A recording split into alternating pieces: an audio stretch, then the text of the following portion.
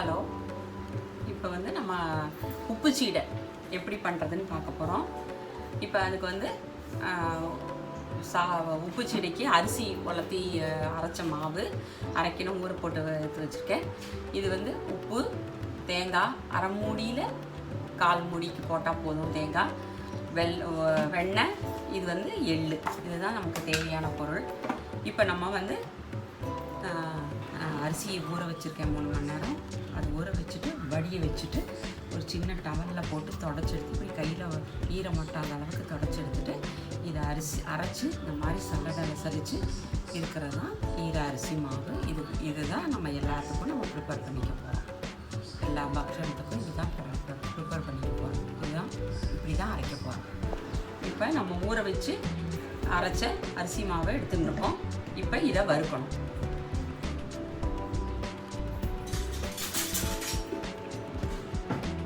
அடுப்பு பற்ற வச்சுருக்கேன். இப்போ இந்த மாவை வந்து லைட்டாக வறுக்கணும். ரொம்ப இது ஈரமாவில் அப்படியே பண்ணால் கொஞ்சம் சவுக்குன்னு இருக்கும். இதை வந்து 2 தடவை சலித்து நம்ம எடுத்து வச்சுருக்கோம். இந்த மாவை ஊற போட்டு அரைச்சி 2 தடவை மிக்சியில் அரைச்சி 2 தடவை சலித்து எடுத்து வச்சுருக்கோம். உப்பு சீடைக்கு கொஞ்சோண்டு அரிசி இருந்தாலும் வெடிக்கும். அதனால் நம்ம வந்து 2 தடவை சலித்து வச்சுக்கணும். ஒரு தடவை சலித்து நம்ம எல்லா வருஷமும் பண்ணுவோம். இதுக்கு வந்து 2 தடவை சலிச்சுக்கணும். அப்போ ஒரு அரிசி எதுவும் அதில் நம்ம தப்பி வரக்கூடாதுங்கிறதுக்காக தான். அப்புறம் உளுத்த மாவு வேணும்.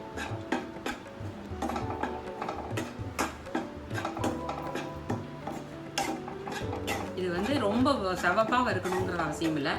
இப்போ போட்டு பார்த்தீங்கன்னா இப்போ வந்து இது மாவு வந்து ஈரமாக இருக்கிறதுனால இப்படி இருக்குது. இன்னும் கொஞ்ச நேரம் லைட்டாக வறுக்கும்போது பார்த்தீங்கன்னா இப்போ இதெல்லாம் நல்லா அப்படி கையில் எடுத்தால் உதிர்ந்து கோல மாவு மாதிரி லைட்டாக வரும். அந்த ஸ்டேஜில் வறுத்தா போகிறோம். நல்லா வறுத்துட்டு ஆறின உடனே நல்லா உப்பு கட்டி இல்லாமல் இருக்கான்னு நல்லா கையால் தேய்ச்சி விட்டு இது பண்ணிவிட்டு அதுக்கப்புறம் தான் நம்ம உப்பு போட்டு உளுத்த மாவெல்லாம் போட்டு பிசிய போகிறோம். இப்போ நம்ம வறுக்கிறத ஃபுல்லாக பார்க்கலாம். எந்த ஸ்டேஜில் எடுக்கிறோங்கிறத பார்க்கலாம்.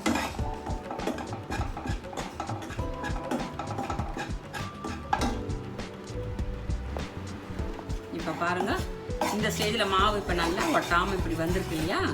இப்போ அடுப்பு ஆஃப் பண்ணிட்டேன். நான் இதை ஆஃப் பண்ணிவிட்டு இந்த பேசினில் கொட்டி வச்சுக்கணும். இதில் கொட்டி வச்சுட்டு இந்த சூட்டில் இந்த தேங்காயை போட்டு அடுப்பு பற்ற வைக்கல. நான் இதில் போட்டு சும்மா இப்படி போட்டு வச்சுக்கணும். அந்த சூடுக்கு கொஞ்சம் அந்த தண்ணியெல்லாம் வற்றிடும்.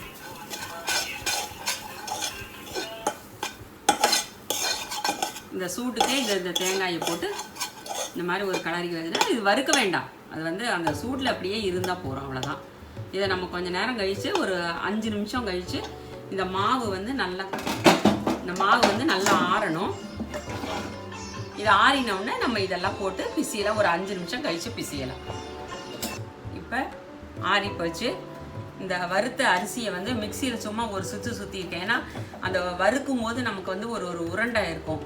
அதனால தேங்காய் இந்த உப்பு சீடைனால அது உருண்டை வந்துன்னா வெடிக்கும். அதுக்காக இப்போ என்ன பண்ணால் ஒரே ஒரு தடவை மிக்சியில் போட்டு கட்டியெல்லாம் இல்லாமல் நல்லா ஒரு தடவை ஒரு சுற்றிருக்கேன். இப்போ இந்த சூட்டில் பார்த்தீங்கன்னா இந்த தேங்காயை போட்டு வச்சேன் இல்லையா? வறுக்கலை, ஆஃப் பண்ணிட்டு தான் போட்டோம். இப்போ இந்த தேங்காயெல்லாம் அப்படியே உதிராக ஆகிருக்கு. பச்சை வாசனை இல்லாமல் இருக்கும்.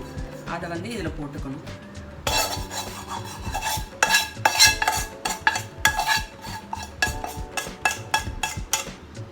தேங்காயை போட்டாச்சு.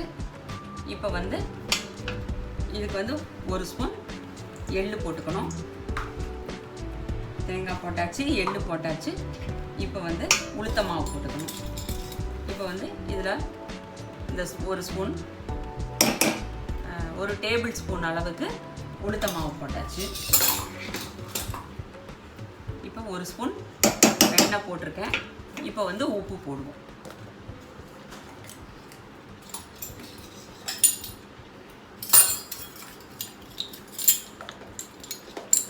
இப்போ 1/2 டீஸ்பூன் அளவுக்கு உப்பு போட்டால் இந்த 1 டம்ளருக்கு சரியாக இருக்கும். இப்போ இந்த வெண்ணெய், உப்பு, எள்ளு, தேங்காய், அரிசி, உளுத்த மாவு எல்லாம் போட்டு இந்த வெண்ணெயை போட்டு நல்லா இப்படி கலந்து நமக்கு பார்த்துக்கணும். பார்த்துட்டு எப்படி நல்லா பசவாக இருக்கா வெண்ணெய் போதுமான்றதை நமக்கு பிடிச்சி பார்த்தா தெரியும். அதனால் இதை வந்து நல்லா வந்து கலந்துக்கணும்.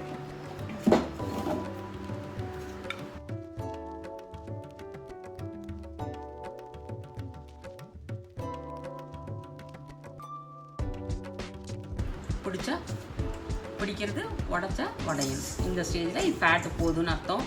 இப்போ வந்து பார்த்திங்கன்னா பெருங்காயத்தை ஊற வச்சுருக்கேன். இந்த பெருங்காயத்தை வந்து இந்த தண்ணியை கொஞ்சம் ஊற்றிட்டு இன்னுமே தண்ணி ஊற்றிக்கலாம்.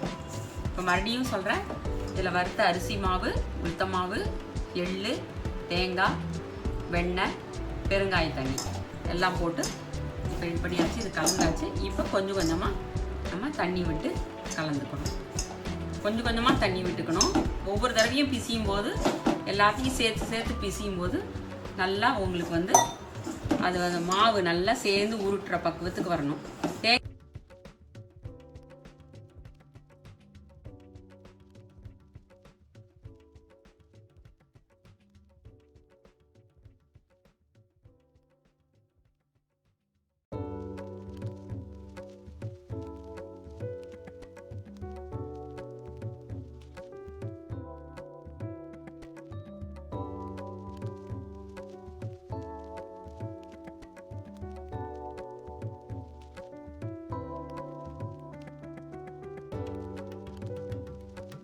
தண்ணி இல்லாமல் இருந்தாலும் அப்படியே உந்து போயிடும். அதனால்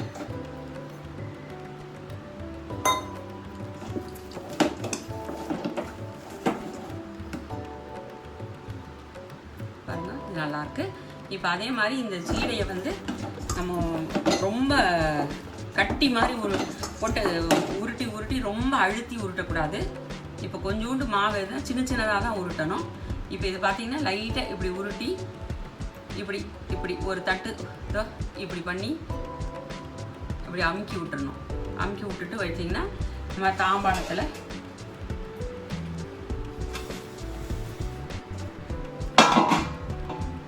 இந்த மாதிரி போட்டுக்கணும். இந்த மாதிரி சின்னதாக உருட்டி போட்டுக்கணும். இது ஒரு 1/2 மணி நேரம் ஆகும். இந்த மாதிரி உருட்டி போட்டுக்கணும். ரொம்ப மெல்லிசாக ரொம்ப அழுத்தி உருட்டக்கூடாது. எடுத்து ஒரு சுற்று இப்படி உருட்டி போட்டுக்கணும். இந்த மாதிரி எல்லாம் உருட்டினதுக்கப்புறம் நான் உங்களுக்கு எப்படி பொரிச்செடுக்கிறதுங்கிறத காமிக்கிறேன். இங்கே பாருங்கள், உப்பு சீடைக்கு இந்த மாதிரி எல்லாத்தையும் உருட்டி வச்சுருந்தாச்சு. இப்போ எண்ணெய் பற்ற வச்சுருக்கேன். இப்போ ஒன்று போட்டு மேலே வருதான்னு முதல்ல செக் பண்ணிப்போம். எண்ணெய் காஞ்சது. இப்போ வர ஆரம்பிச்சிருது. இப்போ வந்து முதல்ல கொஞ்சம் போட்டுட்டு ரொம்ப கொஞ்சமாக போடக்கூடாது. நிறைய எண்ணெய் இருக்கனால இதை போட்டுட்டு ஒரு நிமிஷம் லைட்டாக கலருங்கோ. அது நல்லா இதுவாக இருக்கட்டும். எதுக்கும் தள்ளியே நில்லுங்கோ.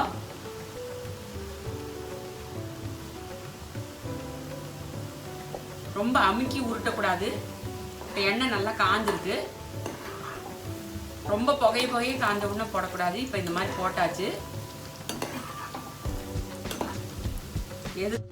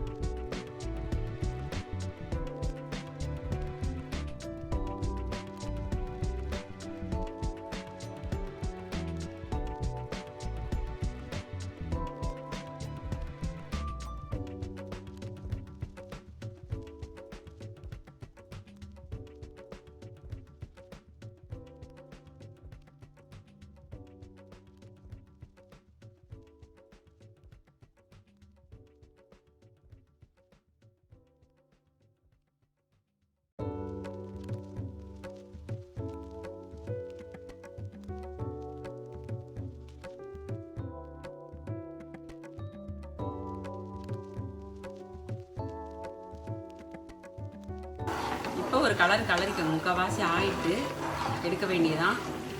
இதோ ஆயிட்டு இப்போ சின்னது பண்ணிட்டேன் அடுப்பை.